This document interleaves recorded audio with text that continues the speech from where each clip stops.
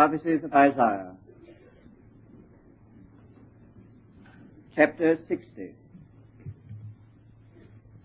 Chapter 60 of the prophecies of Isaiah. Arise, shine, for thy light is come. The glory of the Lord is risen upon thee.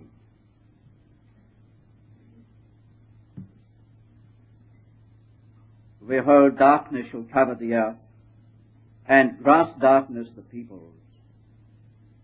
But the Lord will arise upon thee, and his glory shall be seen upon thee. And nations shall come to thy light, and kings to the brightness of thy shining. Lift up thine eyes round about, and see. They all gather themselves together, they come to thee. Thy sons shall come from far, and thy daughters shall be carried in thy arms. Then shalt thou see and be radiant. Thy heart shall thrill and be enlarged, because the abundance of the sea shall be turned unto thee. The wealth of the nations shall come unto thee. The multitude of camels shall cover thee, dromedaries of Midian and Ephah. All they from Sheba shall come. They shall bring gold and frankincense, and shall proclaim the praises of the Lord. All the flocks of Kedar shall gather themselves unto thee. The rams of Nabaioth shall minister unto thee. They shall come up with acceptance on mine altar, and I will glorify the house of my glory. Who are these that fly as a cloud, and as the doves to their windows? Surely the isles shall weep for thee, and the ships of Tarshish first, to bring thy sons from far, their silver and their gold with them, for the name of the Lord thy God, and for the Holy One of Israel, because he hath glorified thee. Foreigners shall build up thy walls, their kings shall minister unto thee. For in my wrath I smote thee, but in my favor have I had mercy on thee. Thy gates also shall be open continually. They shall not be shut day nor night, that men may bring unto thee the wealth of the nations, and their kings led captive. For that nation and kingdom that will not serve thee shall perish. Yea, those nations shall be utterly wasted. The glory of Lebanon shall come unto thee, the fair tree, the pine, and the box tree together, to beautify the place of my sanctuary. And I will make the place of my feet glorious. Sons of them that afflicted thee shall come bending unto thee, and all they that despised thee shall bow down themselves at the soles of thy feet. And they shall call thee the city of the Lord, the Zion of the Holy One of Israel. I'll not read more just now. The rest of the chapter is very similar to the part that we have read. Go back to the first part of the chapter. Arise, shine, for thy light is come.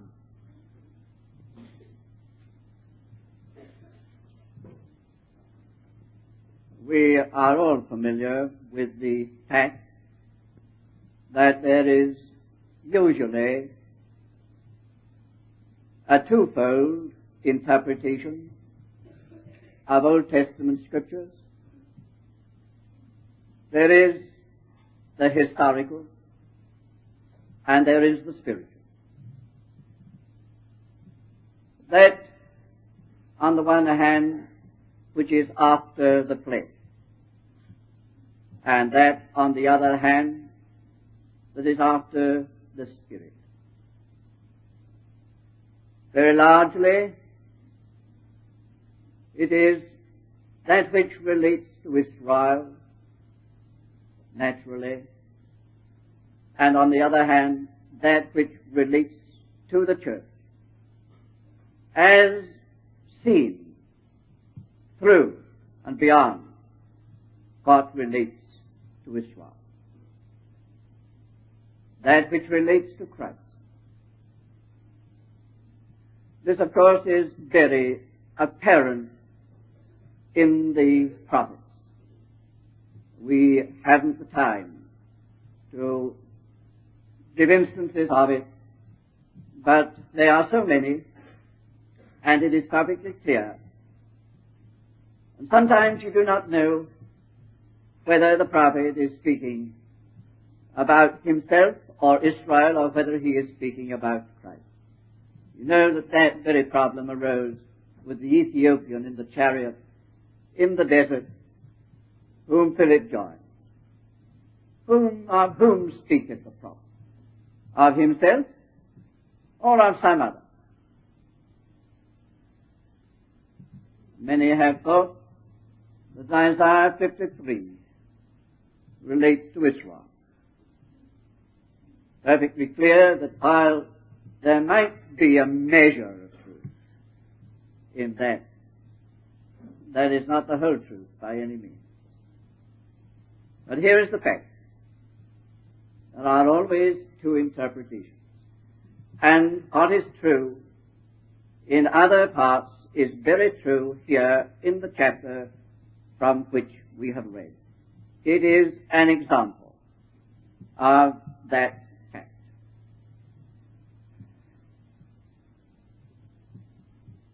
Again, it is said that this chapter relates to the remnant of Israel, which will be found at the end, in Jerusalem. All right, we're not going to argue about that, call that into question. But it is as near impossible as anything can be to fail to see that there's another side even to Isaiah chapter 60. And it is that other side with which we are going to be occupied as much as possible in the time which we have. Here is Zion, and Zion's light, and Zion's wealth. And you people are very familiar with that name, Zion. And you know very well that our New Testament does tell us that we are come. Not that we are coming, not that we are marching to, but that we are come to Zion, the city of the living God. And yet I suppose it is true that we are, in a sense, on the way to Zion, not as a place, but as a spiritual state of fullness. We are come to Zion. If that is true, and we will not for a moment dispute with the apostle who says it, then may it not be equally true that the things that are said in the Old Testament and here particularly about Zion, if they refer to some later literal Zion on this earth, certainly the more refer to the Zion to which we have come. And therefore, the exhortation is to us the people of this Zion, this city of the living God, to which we are come, indeed, of which we are part. The exhortation is to us, arise, shine, for thy light is come.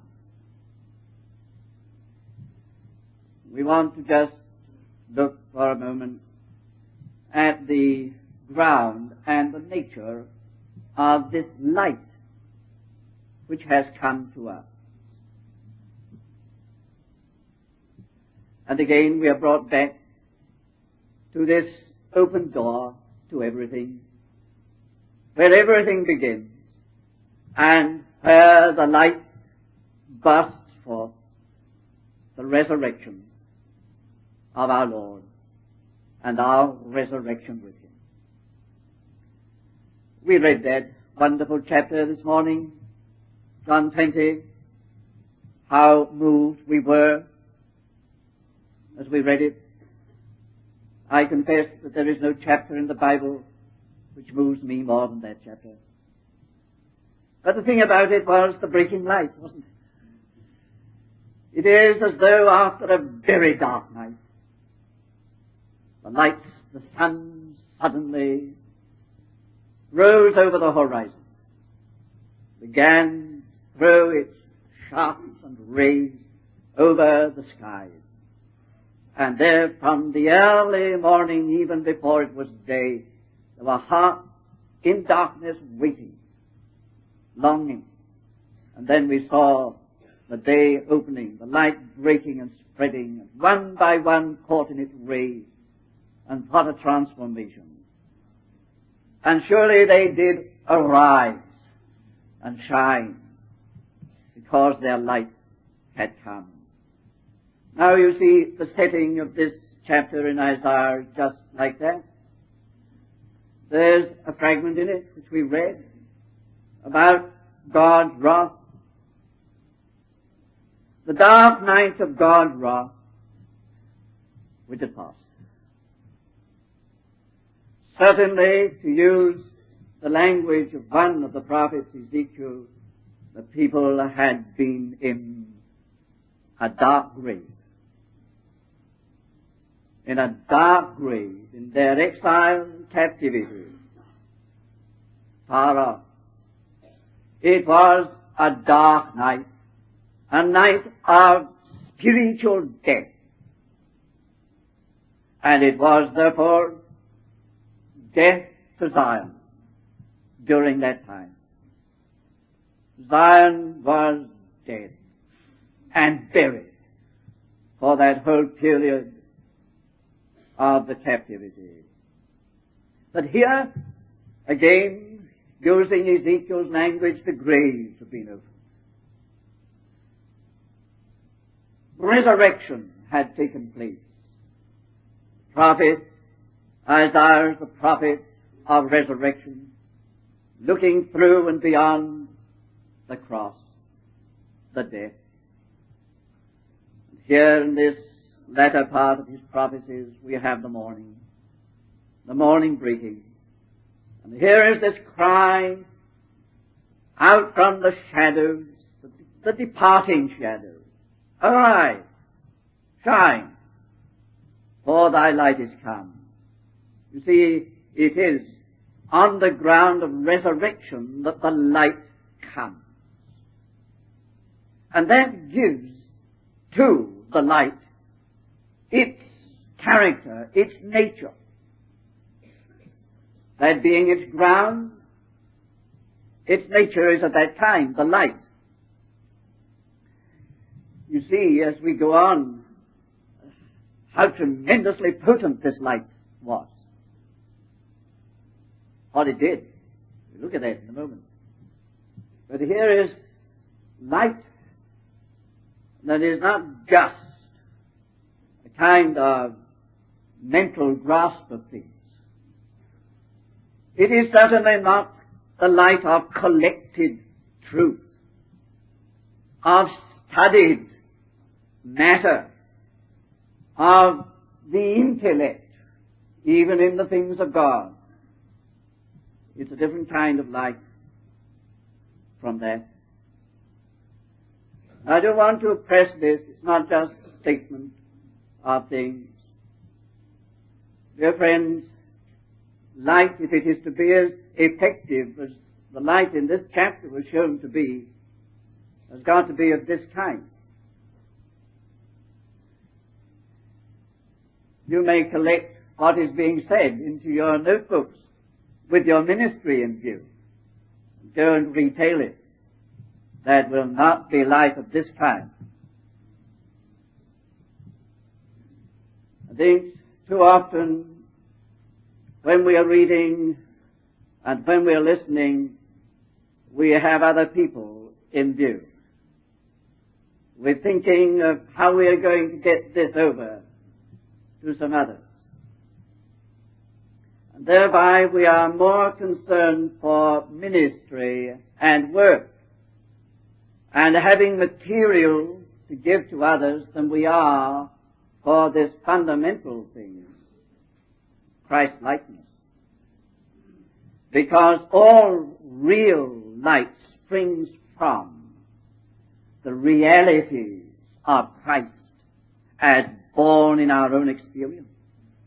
And this light, quite clearly in the case of Israel or the remnant, and certainly even more so in the case of the church, is the light that springs out of a deep experience by which and through which resurrection was the only answer.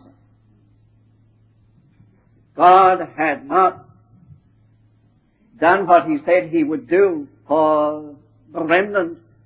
He said, "O my people, I will open your graves and will bring you out and will plant you in the land." The Lord hadn't opened their graves and brought them out. This part of the prophecy would never have been written because there would be nothing to write about. It would never have been possible on any ground to say, "Thy light has come." The meaning of this is, thy light has come because you've been in the dark and you've been delivered. Because you've been in death and have come to know the power of resurrection. And therefore the very nature of light, which is light indeed, light after this order, light which is to have this effect, the very nature of this light is that it is born out of an experience of resurrection, or out of continuous experiences of resurrection. One thing we have been trying to say in this conference all the way through is just that one thing, that we have got through the necessitated exercise of faith again and again to reach the ultimate thing of faith. And the ultimate, the final, the last thing of faith is resurrection. When the letter to the Hebrews in the 11th chapter is recounting the faith and the faith activity of those of old and deals with Abraham, the last stage in Abraham's faith is when he received Isaac back as from the dead. And that is always the ultimate point to be reached by faith. This is not faith in the doctrine of the resurrection of Jesus Christ, and not faith in the historic act of the resurrection of Jesus Christ. It is faith in the resurrection of Christ as a present active power. The resurrection of Christ has got to be brought up to date. It has not to be remembered once a year at Easter. This is no merely sentimental or traditional thing. It's got to be something for every day of our life. Every new morning has got to be a new occasion for our proving the power of His resurrection. Has to be so. And if that is to be so, then there will be a necessity for it. And the Lord will keep us on the ground of a necessity for knowing resurrection power and resurrection life. And let me say, dear friends, that if you are in any way engaged in ministry for the work of the Lord, your ministry, no matter how much you study, how much you read up the subject matter, how diligent you are in your research, it will count for nothing if there is not behind it an experience of resurrection,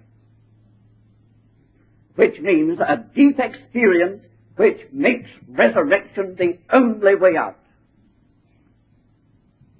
God hasn't any place for mere mechanical teachers and preachers, reproducers of matters second-hand. The Lord's principle is to bring everything right into experimental or experiential relationship to the person concerned. And so it is kept in power and in freshness and in reality. So the very setting of Isaiah 60, arise, shine, for thy light has come, the glory of the Lord is risen upon thee, is the setting of resurrection in the experience of the people concerned. May I repeat? Don't be more concerned with ministry than you are with knowing Him. And the only way to know Him is the power of His resurrection. Be sure that if you have that as the basis and background of your life, you'll have ministry without research. I'm not saying that study is not important.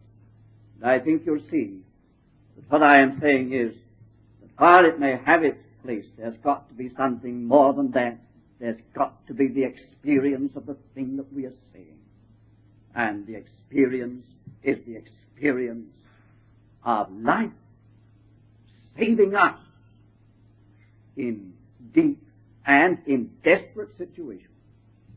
The Lord keeps His servants, His true servants, on that ground. For, after all, light is not something objective to us. Light is what we are. Light is what we are. Ye are the light. Ye are the light of the world. It is what we are. And what we are through deep history with God in our experience, in our lives. So God makes His light bearers.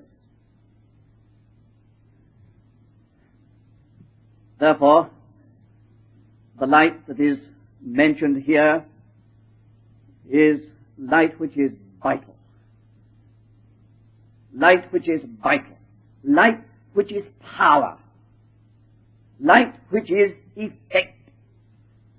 And note that the rest of this chapter shows how effective the light is. What tremendous effectiveness is related to this kind of light born out of this experience of resurrection, or any experience of resurrection. How effective it is. I would like to spend an hour with this chapter. I've got about 2 minutes. But look again, underline all the words in this chapter which refer to wealth. Wealth. The abundance of the seas, the wealth of the nations, gold and frankincense, silver and gold, the wealth of the nations, and so on. That's the value, the effectiveness of light after this kind. It means the possession of wealth. It means resources for the enrichment of people. Oh, do believe this, dear friends. If you want to be able to help people, to enrich them, bring them into the wealth that is in Christ, to deliver them from their poverty. And God knows how poverty-stricken His people are, and how little they know of his will. If you want to know it, and if you want to help others to know it, to bring them into this will, it's by way of this light which comes through resurrection. That is, putting it more simply, if you are going through a deep and dark time, you may have very rich treasures of darkness. If only we would take the right attitude toward our times of death and darkness, that this can mean wealth. The Lord means more riches out of this. This is going to be, may I dare use the phrase, stock in trade. I ought not to use it after what I've been saying about retailing. But it's something for others, for their enrichment, that is going to come out of our times of spiritual death. It's like that always, but it must be like that. It's effective light that enriches, that endows, that brings into wealth. And then note again how it attracts. Pass through the chapter quickly and see, thy sons will come from far, thy daughters from the ends of the earth, the ships of Tarsus bringing them. And they're all coming.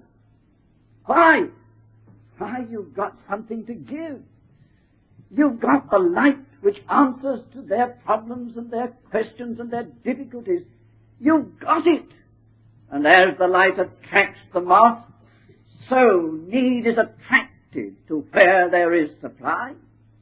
And out of these experiences of death and darkness into resurrection, there is something that others want and they come for. It is true from the ends of the earth, if it's like that, if it's after that order, not just teaching, not just interpretations, not just doctrines, but real living light born out of experience, and the experience of resurrection. Again and again, how it attracts. I do not believe, dear friends, that it's necessary to have tremendous attractions of other kinds to get people together for spiritual purposes. I believe that if there is real, vital light, they'll come. They'll be found there. The answer to empty churches is living light, not entertainments and attractions. It's that. That can be proved. Oh, that there were more of this light then. There might be a drawing. So you see how effective it is. Now that's the point at which I was going to stop, which I must close for the time being. Perhaps we'll go on with that this afternoon.